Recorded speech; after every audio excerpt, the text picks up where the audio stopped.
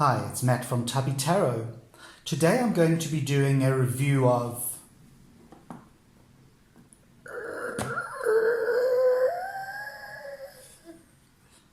Tarot of the Haunted House. Stay tuned, it's coming up right after this.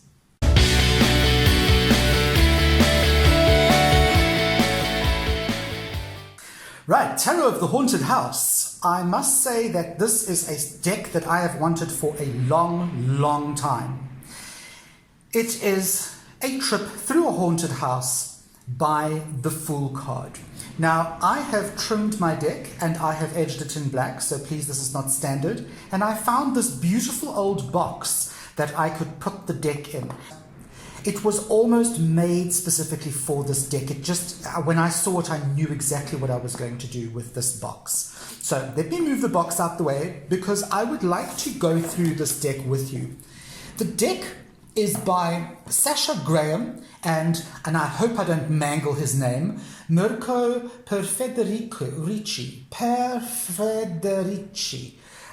They are the art. He is the artist and she is the creator. So it's a beautiful deck. I'm going to put the major arcana here. What I am going to tell you though is the cardstock is not fantastic. It's not bad, but it is not that fantastic. It is distributed by Scarabeo, and for some strange reason, maybe it was just my deck. I don't know the batch of this batch, but the cardstock is not as good as the normal Scarabeo cardstock. However, I'm still very grateful to have this in my collection. The back of the cards look like that. Okay, so they can be used for reversals, believe it or not. And I don't work with reversals, but I'm sure that anyone who does will be very happy about that. Okay, so that's cardstock. You know who did it. You know that the backs look gorgeous, can be used for reversals. And now let's get to the actual cards. Okay, so here we have the Fool. And the Fool in this deck is actually a beautiful woman running away from a dark and mysterious house. There she is, trotting away. Okay. The next card is the Magician card, and it is the Butler. This Butler looks very much like an actor, and I can't think who the actor is. Okay. You then have the High Priestess card. Beautiful card, lots of symbolism. There you have the pillars, you have the moon. Instead of being a crescent at her feet, it's a full moon at the top. Just absolutely gorgeous, and again, quite spectral on the staircase. The Empress. Beautiful Empress card, very sexy card, okay, in her boudoir. You have the Emperor, who is the alpha male hunter, okay. Then you have the Hierophant, and of course we all know exactly where the Hierophant is from. That is from The Exorcist. If you didn't know that, you need to get a life, okay. The Lovers card, I really enjoy that card because if you look carefully, you'll see a lady peeking in through the window, okay. Then we have the Chariot. Love this Chariot card. It is so unusual. It's so different to most of the Chariot cards that we see. One thing I do need to point out on these cards is they only have the number. So this is not really a deck for beginners. Some people would say it's a novelty deck, but I must be honest, I've done readings with this deck and it reads really well. So I don't regard this as a novelty deck. I regard it as a workable deck. But you can see that there are no actual, it's not telling you what the cards are, you just have to have the numbers. Here you have the Strength card, and it's an interesting card because it's kind of, look, it's like her image is in a mirror and she's reaching out to touch kind of herself, her own image. In a way that is reminiscent of, you know what, I have inner strength, I can do this. It's more of an inner strength thing than some chick killing a lion. Okay. Okay. Here we have the Hermit.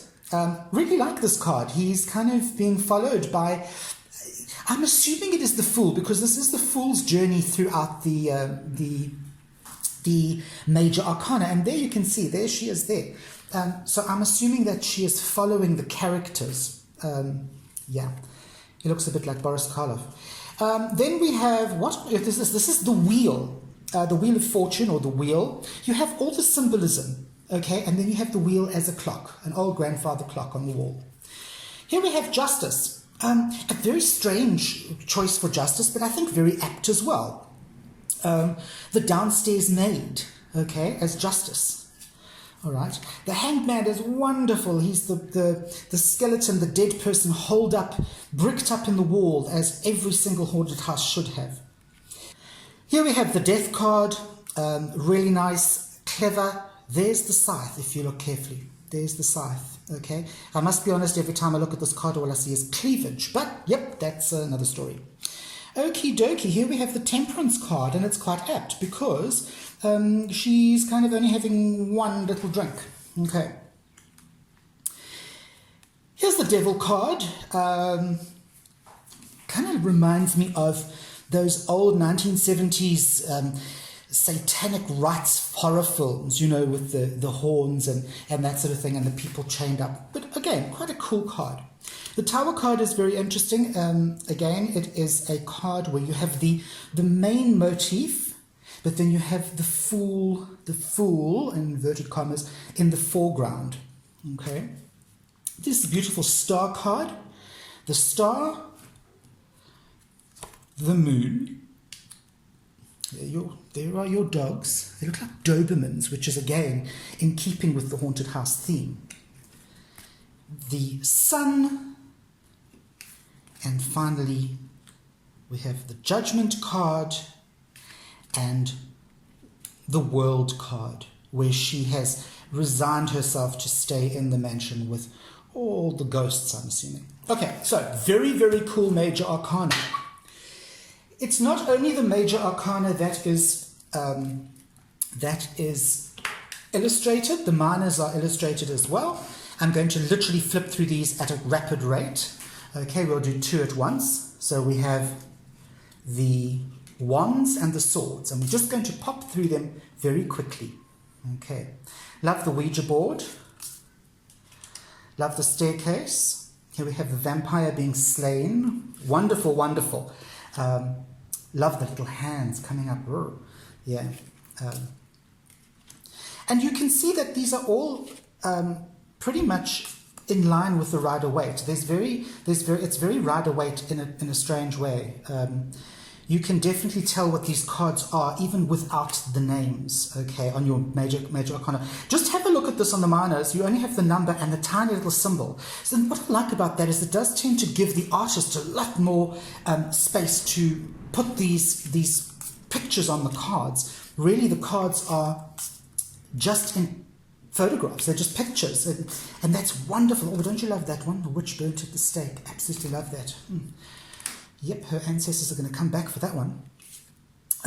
So the cards are, you get a full picture of the cards, on the cards, you know, which is what I really, really like. And there's nothing worse than huge borders on cards. There you have the king of the kings of wands and the king of swords.